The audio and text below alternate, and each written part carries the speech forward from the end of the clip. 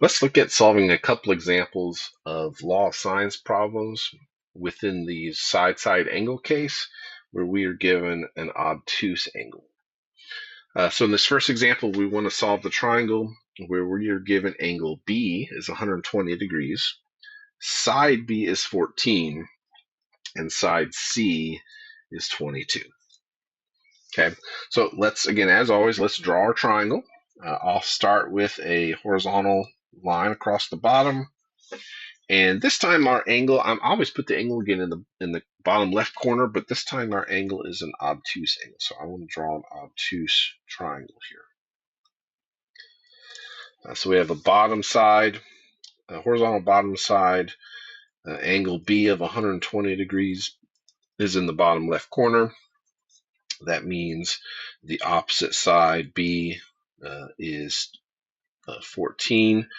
I'm going to put the other side that we're given next to, it has to be adjacent to side B. And instead of putting it on the bottom, I'm going to put it on the top, just like I've been doing in all the other examples. So we have angle B is 120 degrees, side C is 22, side B is 14. So that means angle C is now the bottom right angle, angle A is the top, and side A is the bottom. Okay, so we want to solve this triangle. So because this triangle is obtuse, the only thing we have to worry about is comparing the length of our two sides. In this case, the opposite side is 14, that's side B, and it is shorter than my adjacent side of 22. Okay, so when I drew this triangle, it is not drawn to scale. Okay, if side C it has a length of 22 and side B is shorter, that means it cannot extend this entire length down. So that really means that side B is only, maybe this long.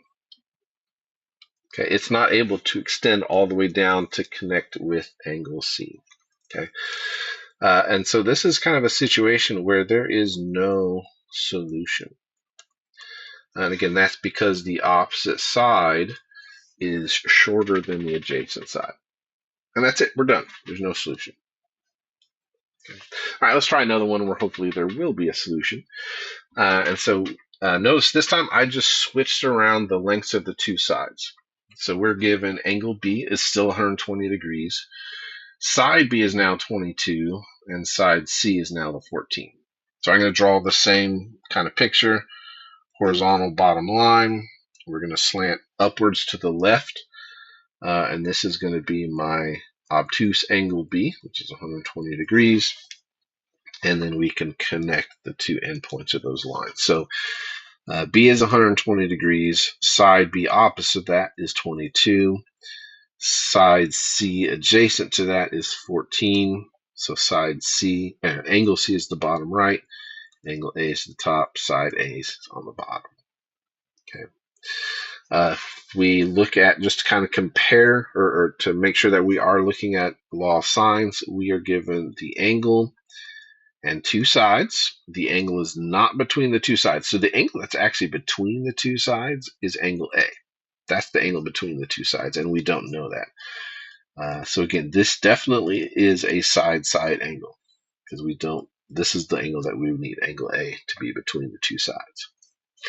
So it is side-side angle. And in this case, we have 22. The opposite side is greater than 14. And so that means there's going to be one solution. Okay. So you don't have to worry about the two solution case with the obtuse angle. So we just have one. And to solve it, we just solve it like we've been solving all the other ones. We can set up our proportions. So sine of A over side A, we don't know either of those. For the B's, we know both. So we're going to have the sine of 120 degrees over 22. And then for the C's, we know the side.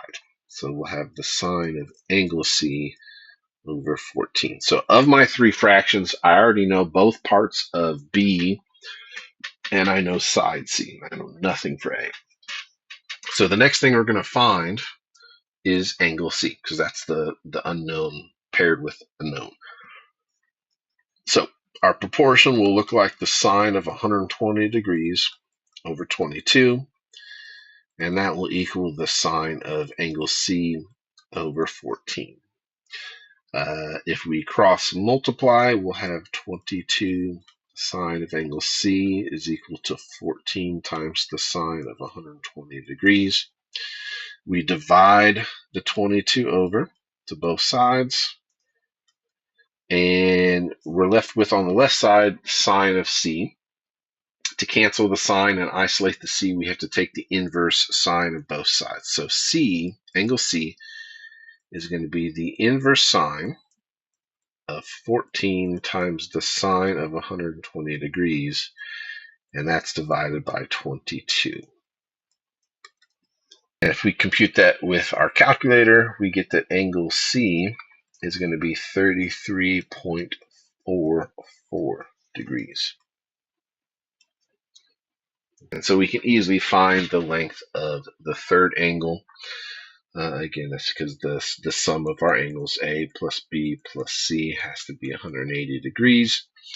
We know angle, and we're trying to find angle A. So angle A is going to be 180 degrees minus B, which is 120 degrees, and minus C, which is 33.44 degrees.